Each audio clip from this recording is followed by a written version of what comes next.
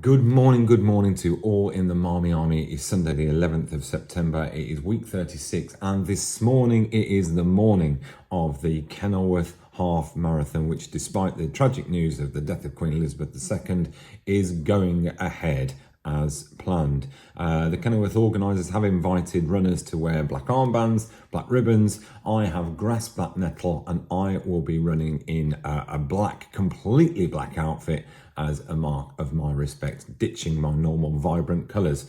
It does feel slightly fitting actually that today's half marathon is in the home of Kenilworth, the home of Kenilworth Castle, a place so synonymous with royalty and linked with Queen Elizabeth's namesake, Queen Elizabeth I. And yeah, I'll be exploring the castle grounds hopefully in some detail.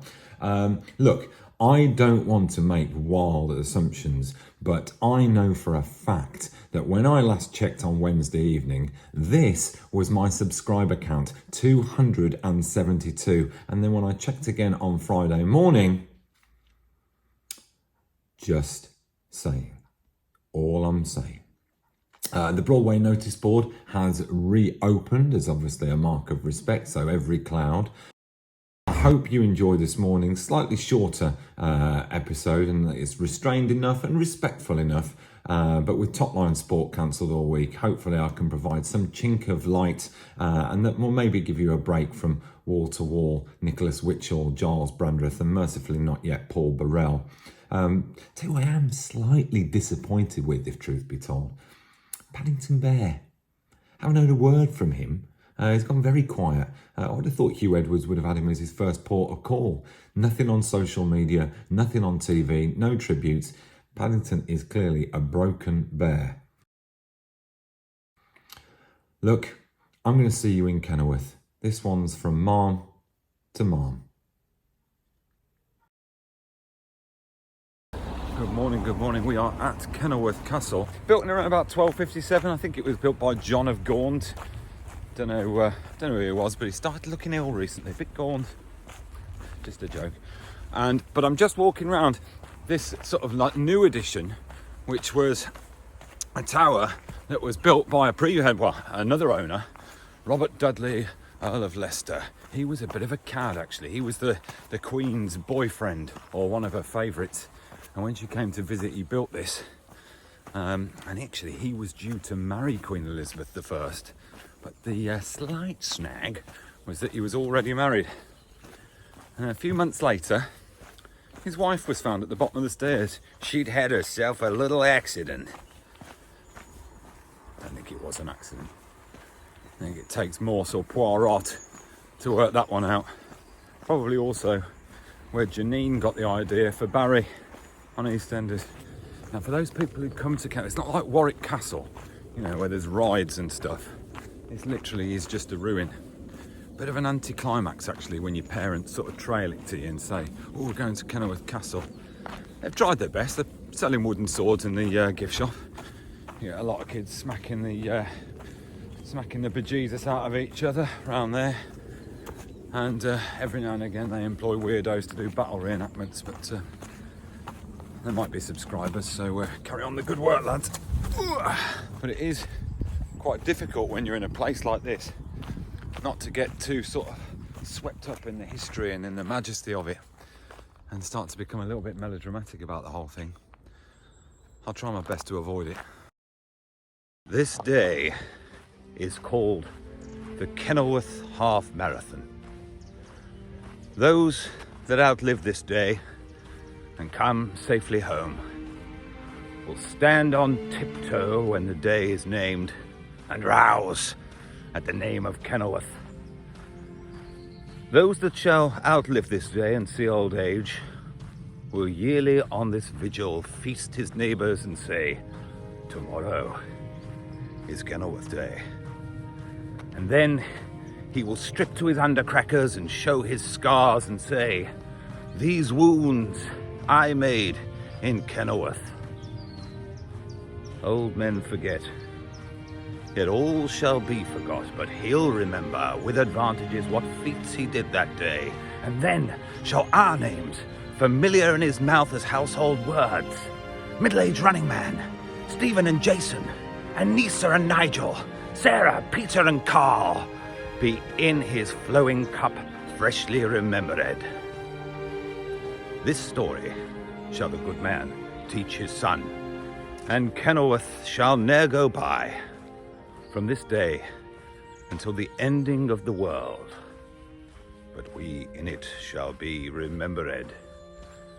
We few, we happy few, we band of brothers, for those who shed their blood with me today shall be my brother.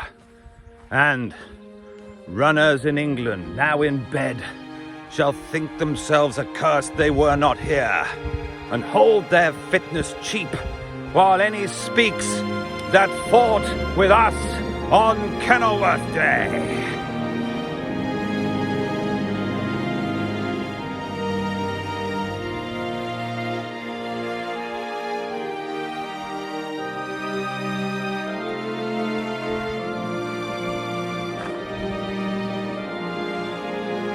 Bit much? Oi, oi. So, here's the start. Look.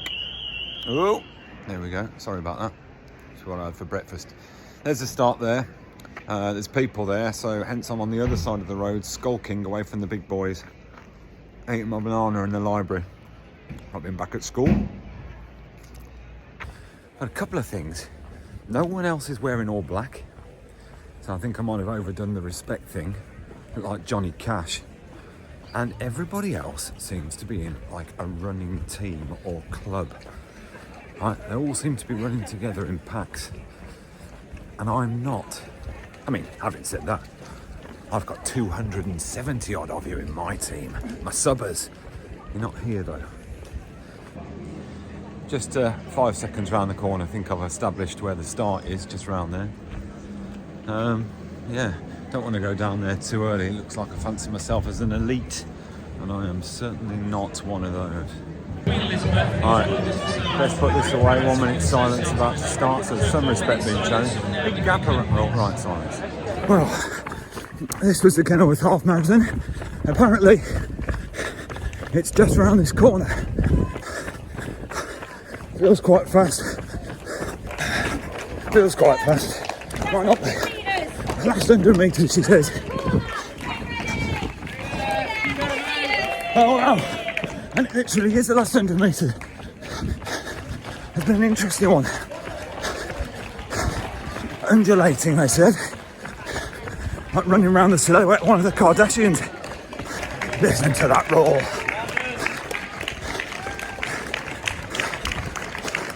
Space track. Yes. Oh god. Nimrod variations. I reckon. That's